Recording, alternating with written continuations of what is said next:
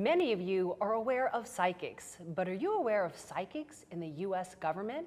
Well, my guest today, Loyd Auerbach, has a lot of insight into exactly how this was working. Hi, Loyd, thanks for being here. Thanks very much for having me. So psychics in the U.S. government? Yeah, there was a government program that ran from '72 to 1995, which was under numerous names, the last one being Stargate before the movie. And they were doing mostly remote viewing, using psychics, or actually trained people from the Army and from related areas to view distant locations in the Soviet Union and other places, psychically. So let's talk about remote viewing. I've heard that term before. Can you describe that? Well, you know, the better term is actually remote perception, because we can, with psychic ability, with the SP, we can perceive information from distant locations or things that are close by. I mean, people who are psychics can pick up things from a foot away or thousands of miles away. And when it's remote, in other words, when the location you're trying to view is distant, that's called remote perception. And we use remote viewing because most of us focus on our visual sense more than anything else. So it's ESP. ESP. So Yeah. let's talk about how this works. So there's someone who has this skill, and what are they using their psychic skills to look at? Well, with the government program, they actually it took them a long time to find people who could zero in on doing this. It's more of a talent than a skill in some respects. You can learn how to kind of use your aptitude, but they had to find folks. And they found people in the Army and other areas in the military to actually play with this. But they also had volunteers in the early days. There was a retired police commissioner named Pat Price who volunteered for the original CIA program, but also did some more public type demonstrations at SRI International in Palo Alto. And what they're doing basically is they're being given a target. So there could be a person, there could be an event, there could be a location where we, at that point, didn't know anything about it. We just knew that something was happening at this location in the Soviet Union. And they asked the viewers to then just peer in and just, you know, kind of like a spy satellite, but a little bit better because they could go inside the buildings at that point. Using their psychic ability. Using their psychic ability, right. So now, is this something that's still happening today? Not on an official basis. The official program ended in 1995, and Ed May, who was the program director, the co-author of my book, he was our program director from '85 to '95, and continued with Joe McMoneagle, the main viewer, the best of the viewers, to try to get money for the government program to continue after the CIA shut it down. They shut it down because of budget issues and because of the woo-woo factor, as they sometimes call it in Washington. Giggle factor, actually, Ed likes to call it, yeah. Couldn't get anybody involved because of so much of a giggle factor. Couldn't get Congress involved directly to fund it. So there probably are people in the government who are doing some remote viewing with some of the folks, either the old program or just finding other people to do that. Just like there are folks in law enforcement who unofficially consult with psychics as well. But the official program ended in 1995. So let's talk about what would be the value of having a psychic tell you what's going on in Russia. What kinds of things could they see? Well, let's take one of the best examples. It's actually in our book, and it's actually one of the best examples in general. And folks can even find YouTube video of Joe McMoneagle talking about this. Joseph McMoneagle, who was an Army officer, who received the Legion of Merit Award for his remote viewing, by the way, officially, was tasked with looking at a huge warehouse structure that was inland from the White Sea. And this was a structure that had a lot of tanks and just bulldozers and a lot of construction equipment outside.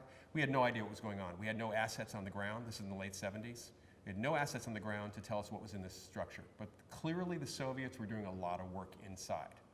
So given that location, given the spy satellite photos of the warehouse, huge, huge warehouse, Joe sat down, blanked his mind as he would do for remote viewing, and he basically focused on what was inside. And what he came up with, was a huge double-hulled submarine being built inland from the White Sea. Now, that sounded crazy. He drew pictures of it. It was one of the largest submarines that anyone had ever seen, outside of the TV show Voyage to the Bottom of the Sea. Right. The Russians had nothing like this at this point, and Joe did say that it was going to take 3 months or so before we would see any sign of it outside the building. So he predicted all that. So this was taken by the Defense Department, and of course they didn't know what to do with it because they had no way of finding out that this was true. They didn't believe it. And then 3 months later, they're digging a bigger trench and they roll out the first Typhoon-class submarine. It's the one, if folks seen the Hunt for Red October, the movie, that's a Typhoon-class submarine. Huge double-hulled submarine, exactly as he described it. So had they believed him, you know, not that we could have done anything much about it, but at least they would have been prepared for this going forward. So even though there's proof that the remote perception worked, it's no longer in existence. Here's the thing, they had typically been given tasks or missions that they were called that were last resort. So the CIA and the Defense Department and the NSA had all exhausted all the other channels of information. So the assets on the ground, any spy satellites, all that was done first. So they have a small set of things that are left, which are kind of missions impossible. And we can't send anybody in for this. We can't figure out what's going on. So they were given those tasks. Of those, one estimate in a report to the Joint Chiefs of Staff said 85% had success. In other words, had some good information. But it's more about 45, 50% of the information they got was actionable intelligence. Now that would still be confirmed by some other asset, but they knew where to put the assets. Unlike the submarine situation, they had a number of situations where they did send people in. They did look at what was going on. They did find people. They were able to locate individuals, including here in the United States. Sometimes they were given tasks to find felons who were escaped. So there were a lot of things that were really workable. But the fact is that politically, psychic phenomena is, it's a giggle factor in Washington as it is in so many places. People refuse to look at the evidence. It's not good for re-election. It doesn't seem to be good for re-election. I mean, look, if you recall, Jimmy Carter had a problem just because he had mentioned he had seen a UFO years before, and all of a sudden he was being made fun of for that. Today I don't think that would happen. You don't? I don't think too many politicians would be. The UFO question probably, if they saw one, now if they met an alien, they probably would be. But just seeing one is probably less an issue than it was back. It gets lost in everything else. Yeah, it does. Yeah. So let's talk about ESP in other different careers or profession. We also see it in the police force. Right. So what happens with law enforcement is, again, officially they have a hard time putting money aside or even doing this, for the simple reason that you can have a public outcry either from the fundamentalist skeptics, the ones who just say that all of this is crap, basically, and the religious right. So they'd be very careful about that, even though they're usually not spending any resources in terms of they're not paying the psychics typically. That happens sometimes, but it's pretty rare. It's not like TV detectives who get paid as consultants. Right. They will use this information in different ways, and there are clear indications that police have used that information to solve crimes. You do have the other side of the issue, is that some psychics have claimed that they've solved the crime, which is sort of true, but not. It's really the police have to build the case. The psychic's testimony is not going to be brought into court. Yeah, it wouldn't be admissible. Right. So it is used all over the place. It's used by the FBI. It's used by folks, but individually rather than as a concerted effort. It's been used in archaeology to find locations, find sunken ships. It's been used to see where to dig and how far down to dig and what might be buried. In Alexandria, for example, it was used in a big project in the 1980s.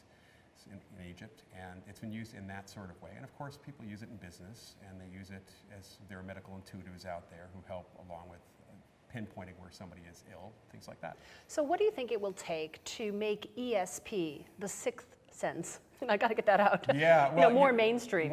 The mainstream issue is something we've been looking at in parapsychology for a long time, and it's probably going to take some older scientists dying off, unfortunately. When you talk about big changes, a paradigm shift usually requires certain people to die off. It would require, and we have the evidence, we have a lot of evidence, both the applied ESP and also just the laboratory evidence. It's all there, but the biggest problem we've got is getting them to look at it and to consider it as evidence. So it's a societal thing. We see more of a problem in academia here in the United States than in other parts of the world. England has 20 or so universities that teach some form of parapsychology and a few that have programs. Can't get it here in the United States because there's such academic bias. Some people, if they have admitted their interest in this subject, have either lost their jobs or been seriously derailed off the tenure track. And there have been some Nobel Prize winners who have been uninvited from conferences because of their side issue in parapsychology and ESP. So it's very much a societal issue that has to shift. The public has to do something about it. So what do you think is going on here? Do you think it's fear? Do you think it's control? It's a little bit of both. I think that we have in science, it is a fear. It's a lack of, frankly, it's a lack of money. If there was a ton of money available for grants or for research, a lot of those naysayers would suddenly be trying to push past all of us in the field to get to that money. There's no question about that.